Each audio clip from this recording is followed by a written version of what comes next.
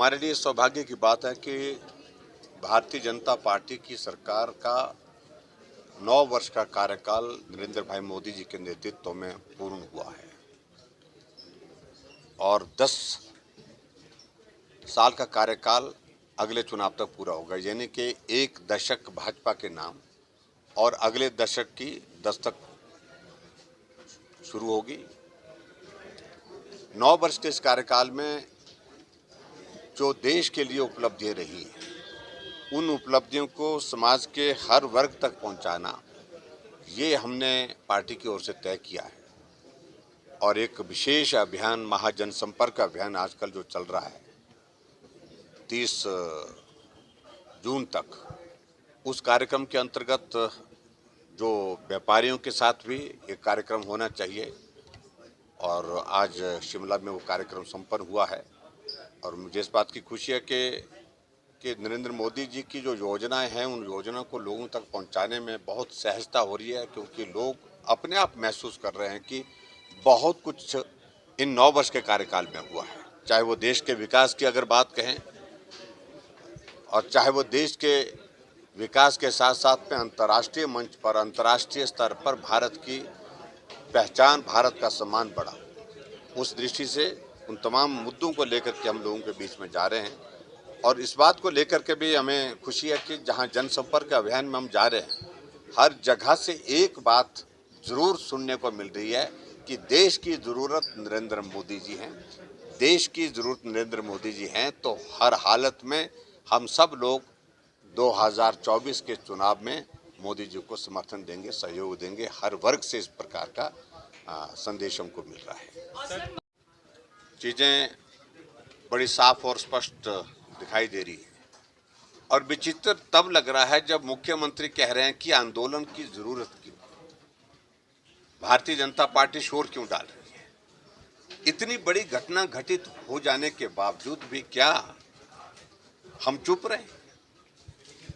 25 साल का नौजवान मनोहर की हत्या होती है और सिर्फ हत्या ही नहीं होती है, शरीर के 8 टुकड़े कर दिए जाते हैं, कटर से काट करके बोरी में डाल करके नाले में दबा दिया जाता है। और बाद में जो आरोपी हैं उनको गिरफ्तार करने में वक्त लग गया। हमारा कहने का मतलब यह है कि आरोपी गिरफ्तार होना एकमात्र वो समाधान नहीं है। हम तो चाह रहे हैं इसके जांच, विस्तृत जांच होनी चाहिए। और जो आरोपी के बारे में जो लोगों की धारणा है, लोगों के बीच में जो चर्चा है, उससे बहुत सारे प्रश्न खड़े हुए हैं। उनका समाधान तभी हो पाएगा जब एक बड़ी एजेंसी उसकी इन्वेस्टिगेशन की प्रोसेस कंप्लीट करेगी। आज विचित्र लग रहा है हमको कि घटनाएं घटित हो रही हैं, मर्डर की हो रही है, बलात्कार की हो रही है, अलग अलग तरह की घटनाएं घटित हो रही हैं। और प्रदेश में डीजीपी तो छुट्टी पर गए हैं, लेकिन डीजीपी का चार्ज शायद अभी तक किसी को भी नहीं दिया गया। कौन देख रहा है मुझे मालूम नहीं और मुझे जानकारी नहीं। मुझे एक न्यूज चैनल वाले सुना रहे थे कि जिनको लॉ एंड ऑर्डर का काम दिया गया है, वो एक तरह की पॉलिटिकल स्टेटमेंट दे रहे हैं, वो पुलिस अधिकारी, कि भारतीय जनता पार्टी इसमें राजनीति कर रही है। ये अधिकारी का जिम्मा नहीं है। वो थोड़ा सुन ले, हमारी बात को ठीक तरह से सुन ले, नहीं तो सुनानी पड़ेगी।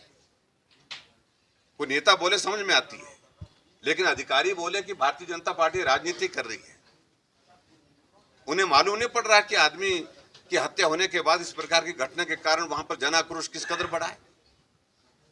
और हिमाचल के इतिहास में यह पहली बार हुआ कि पूर्व मुख्यमंत्री, लीडर ऑफ अपोजिशन उस पीड़ित परिवार को मिलने जाता है तो 60 किलोमीटर पहले रोक दिया जाता है।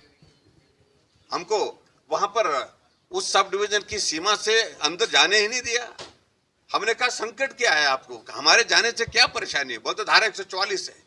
हमने कहा हम गाड़ी में जाएंगे, कोई आदमी सड़क पर उतरेगा नहीं।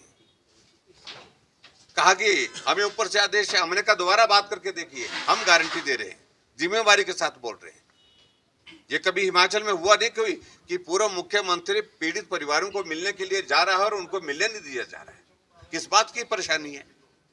क्यों नहीं हमको मिलने दिया गया? और ऐसे में दूसरी बात सबसे महत्वपूर्ण ये है कि जिस तरह की कंट्रोवर्सीज वहां पर हुई है, उन कंट्रोवर्सीज जो कंट्रोवर्सी बातें आ रही हैं, उनकी जांच होने की बात कहना क्या गुनाह है? क्या गलत किया हमने? वो क्यों जस्टिफाई किए जा रहे हैं?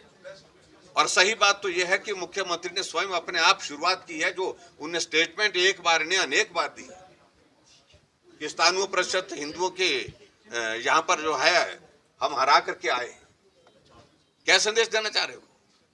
उसका अभिप्राय क्या है? और ऐसी बातों से हौसला और हिम्मत बढ़ता है और उसका परिणाम इस प्रकार से देखने को मिलते हैं। और जहां तक वो बोल रहे हैं कि वहां हमारी पार्टी के ऊपर आरोप लगाने की कोशिश कर रहे हैं, इन्होंने घर जलाए, कहां थे वहां पर पुलिस के अधिकारी? क्यों नहीं रोका गया? किसकी जिम्मेवारी थी?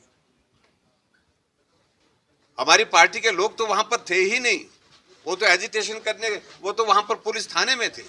घर कहीं दूसरी जगह है, और घर जहां दूसरी जगह है, कौन लोग आए मालूम नहीं। गांव में आक्रोश था, पूरे इलाके में आक्रोश था, रोष था, लोग अपने आप निकल गए। और उसके बाद जब उन्हें देखा कि इस प्रकार की घटना घटित हुई, तो उन्हें इस तरह से घटना को अंजाम दिया। ये जिम्मा सरकार का था उसको रोकने का। तो इसलिए अपनी नाकामियां को हमारे सिर पे मत डालिए, दूसरे के सिर पे मत डालिए। उनको इस बात को समझना होगा, कानून व्यवस्था आज की तारीख में एक चिंता का विषय हिमाचल प्रदेश में बन गया है। कहेंगे आप तो कहेंगे, लेकिन जिम्मा सरकार का ही है, ये विषय प्रदेश सरकार का है। सही मायने में उनको इस सारे मामले को लेकर के जिस प्रकार से जांच करनी चाहिए और उसकी गंभीरता को समझना चाहिए, उनको स्वयं अपने आप ही लिख करके देना चाहिए कि एनआईए के माध्यम से जांच करें। सिर्फ कहने से नहीं, मुझे कोई आपत्ति नहीं, मुझे कोई आपत्ति नहीं। और मुझे कह रहे हैं कि भाई पूर्व मुख्यमंत्री बात करें, बात वहां पर दिल्ली में बात करें। अरे हमने जहां बात करनी है उसमें हमको किसी को पूछने की आवश्यकता नहीं है। लेकिन प्रदेश सरकार का जिम्मा मुख्यमंत्री जी आपके पास है, और इसलिए इस जिम्मेवारी को समझिए और जिम्मेवारी के साथ बात कहिए।